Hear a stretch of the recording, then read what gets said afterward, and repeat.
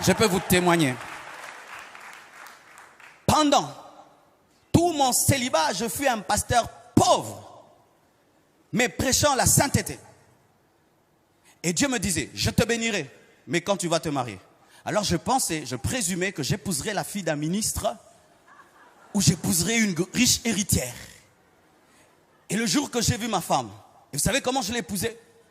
Ben, je tardais de me marier. L'église grandissait, mais le pasteur toujours célibataire. Et tu sais, quand tu es célibataire, pasteur, des visions et des archivisions. Les sœurs entrent même dans le bureau. Dieu m'a dit, tu vas m'épouser. J'ai dit, oh, ma sœur, Dieu m'a rien dit. Tu es en train de résister.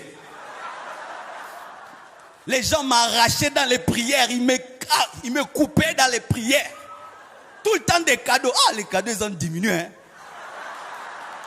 Blanche, tu as diminué les cadeaux. Alléluia.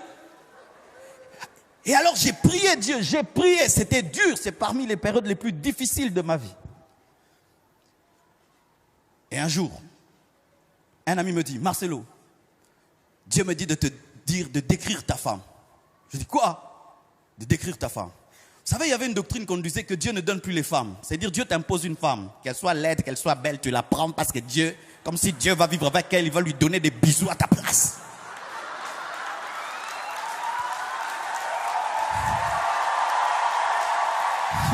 Ne vous mariez jamais par prophétie. Ce n'est pas le prophète qui va vivre avec cette femme. Mariez-vous par amour. Même s'il y a la vision et la prophétie, tu dois l'aimer. Tu dois l'aimer. Vous voyez quand je la vois là, donc je sens. I feel anointing.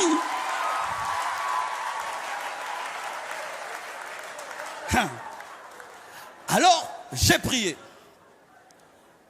Il me dit, Dieu me dit que tu décrives ta femme. Alors j'ai décrit, j'ai dit ça va. Comme je suis court, il ne faut pas que les enfants soient courts.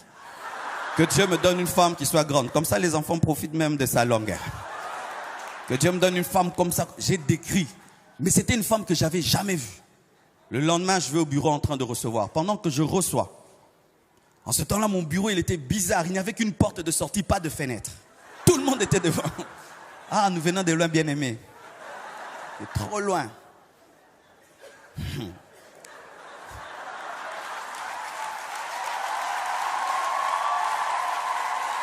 Et pendant que je reçois, alors je pouvais voir ce qui se passait dehors. Il y avait une grande porte et je pouvais des fois voir ce qui se passait dehors. Alors j'ai vu une longue jambe, un jean bleu ciel, avec des chaussures Weston andin. Donc, pour qu'une femme puisse avoir une telle concordance, tu dois avoir un peu de classe. Alors je recevais, mais je voyais toujours les Weston là, mais je ne vois pas le corps. Alors je reçois 1 heure, 2 heures. Normalement, il fallait qu'elle entre. J'ai dit non.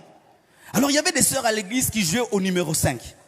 Quand il remarquait seulement une sœur intéressante, il la chassait, comme un ballon. Alors j'ai appelé la secrétaire, j'ai pris autorité. J'ai dit, ma sœur, des fois il faut prendre autorité. Hein, il faut prendre autorité. Quand tu sens que c'est en train, si tu es en train de tu prends autorité, qu'est-ce qu'il y a? Alors j'ai dit, ma sœur, il y a une sœur là qui est dehors. Pourquoi elle n'entre pas? Oh, non, il y a longtemps qu'elle a duré. Vous la faites entrer. Quand elle entre, j'étais en train de se dire, mais c'est elle. C'est comme madame, voici cette fois-ci l'os de mes os, la chair de ma chair. Je dis, mais c'est la fille que j'ai décrite. Alors qu'elle s'assied là, elle parlait moi.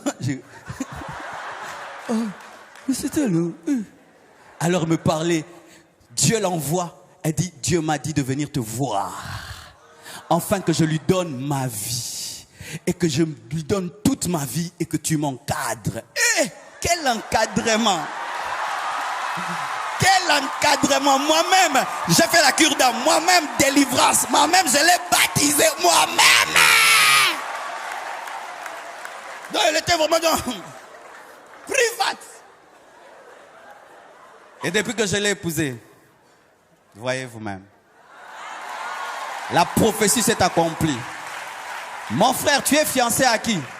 Tu es fiancé à qui? Toi qui veux te marier, tu es fiancé à qui? Les chrétiens n'épousent pas des païens.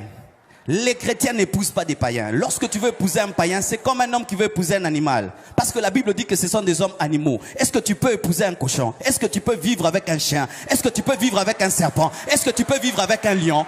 Bien aimé, ne prenez pas à la légère le mariage. Je vous dis, ne prenez pas à la légère le mariage. Ne prenez pas à la légère le mariage. Vous voyez comment je prêche là? Elle ne m'a pas énervé, elle me donne la paix, elle me donne la joie, elle m'encourage, donc elle ne me distrait pas. Mais imagine, tu vas aller prêcher. Tu vas encore dire quoi là-bas? Derrière la chemise là ne te va pas. Mais toi, il sait que tu as dit hier. Mais vraiment, tu vas arriver là. Femmes, soyez soumises à vos maris, hein? Mais tu es en train de prêcher ta femme et à toute l'église. Si tu es fiancé et tu sens que tu as fait un mauvais choix, arrête-toi. Vaut mieux briser les fiançailles que divorcer. Vaut mieux briser les fiançailles que divorcer. Arrête-toi. Le problème, c'est que lorsque vous êtes très amoureux, vous n'entendez plus.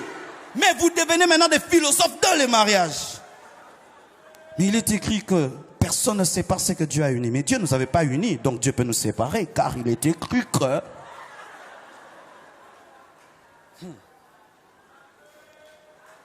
Si tu as trouvé la femme de ta destinée, l'homme de ta destinée, prends-en soin. Le problème des fois c'est quoi? Lorsque tu as une bonne personne, tu ignores sa valeur. Tu ignores sa valeur.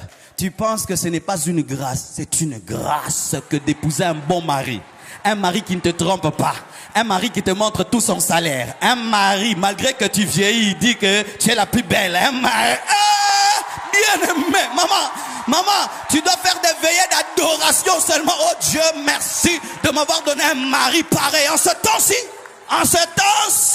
avec toutes les sœurs kamikazes. Tu as une femme soumise. Tu dis, chaussure, elle amène la chaussure. Chaussette, elle amène la chaussette. Pantalon, elle amène le pantalon. Papa. En ce temps-ci, où les sœurs regardent les Kardashians. Mais dis, mais je suis fatigué, mais tu peux pas l'amener toute seule. Mais dis donc, mais tu m'as épousé pour être un esclave. L'émancipation de la femme, l'égalité, la parité.